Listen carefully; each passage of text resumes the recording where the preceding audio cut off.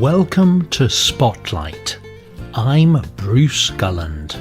And I'm Liz Wade. Spotlight uses a special English method of broadcasting. It is easier for people to understand no matter where in the world they live.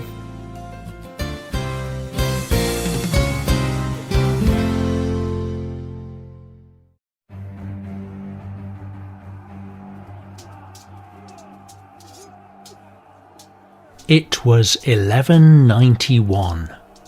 Duke Leopold V of Austria was in a battle. After the battle, he took his cloth coat off. It was covered in blood from the battle.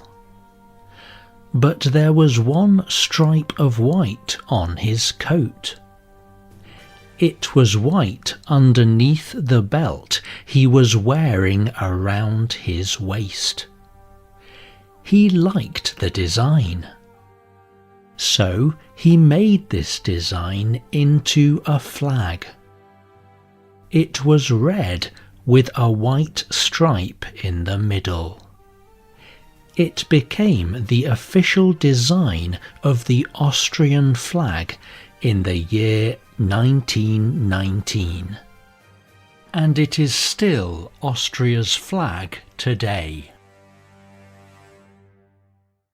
Not every flag has such an exciting story in its history.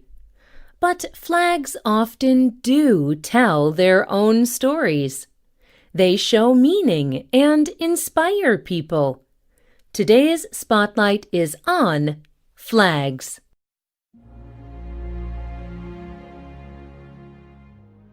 People who study history believe that the first people to use flags lived in ancient Egypt.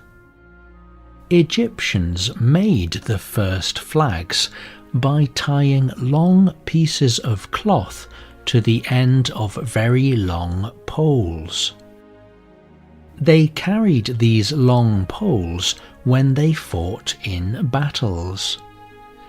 They believed that their flags would please their gods and help them win the battles. The flags were also very useful. One soldier had the special job of carrying the flag. Generals watched the flag to know where their soldiers were. Flags also showed which way the wind was blowing. This helped soldiers aim their arrows. But flags had an even more important purpose in battle. Flags were a sign of the people. A flag showed other people who was fighting in a battle. Each group fighting in a battle carried a different colour flag.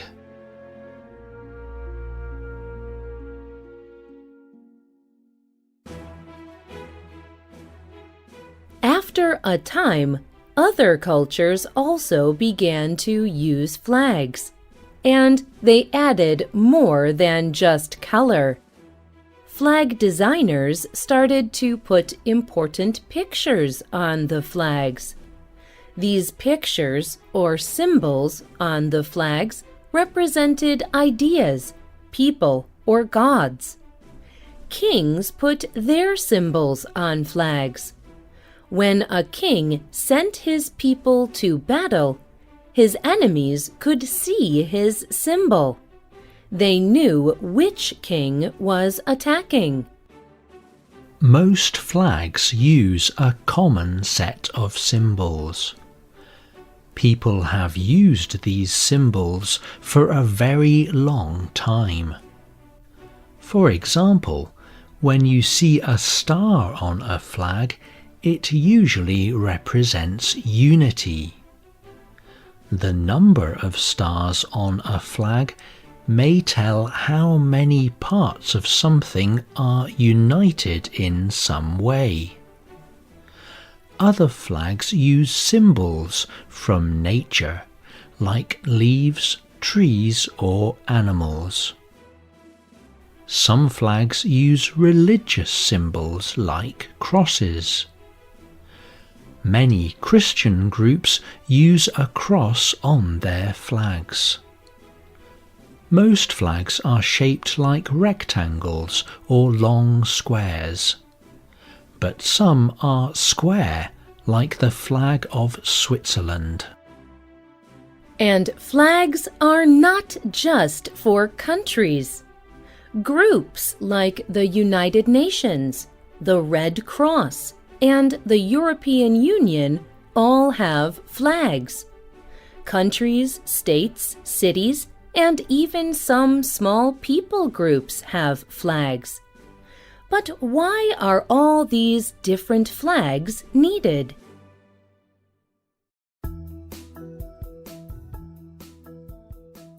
Flags are very good at communicating messages.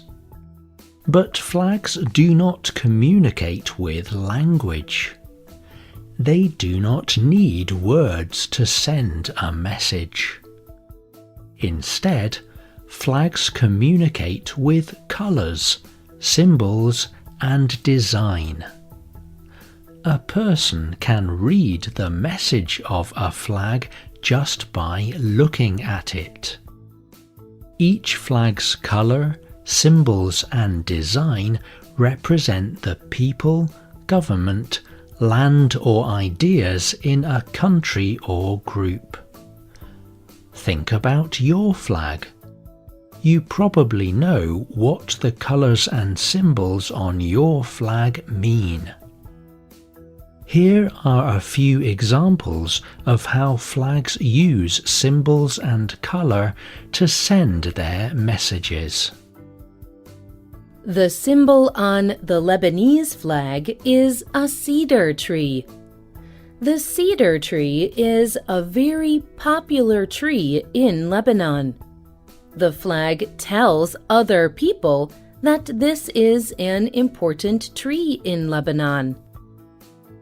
Flags also represent values and ideas by using colour. The flag of Libya is only one colour. It is green. But this colour represents an important idea for the people of Libya.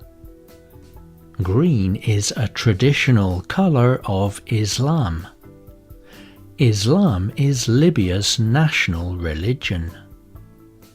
The green flag tells people who do not live in Libya that many people in Libya practice Islam.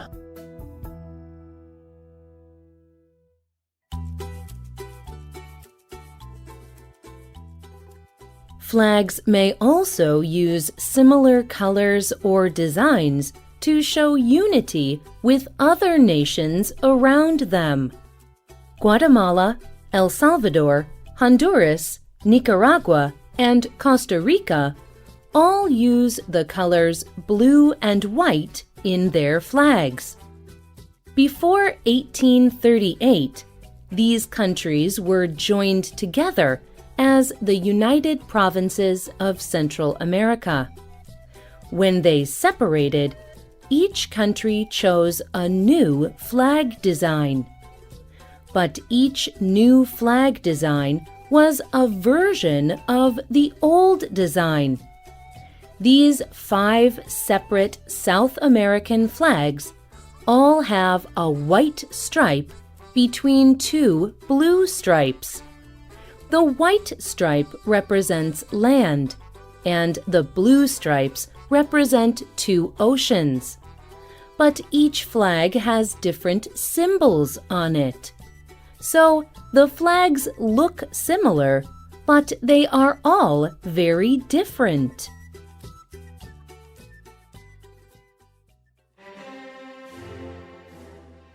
Flags can also represent a group of countries that share a common goal or interest. Imagine the flag of the Olympic Games. The Olympic flag is white. It has no borders. In the middle there are 5 circles. They are blue, black, red, yellow and green. The circles are linked together. There are 5 continents that take part in the Olympic Games, and each circle represents a continent. When people see the Olympic flag, they see the message of the Olympics. They see that every continent is equal. And they see that the Olympic Games encourage unity. Flags can also tell a part of the history of a country or group. An example of this is the story about Austria's flag from the beginning of this program. On a flag, color, symbol and design combine to make something very meaningful. Flags are often a symbol for a country. When a person is proud of their country, their leader or their group,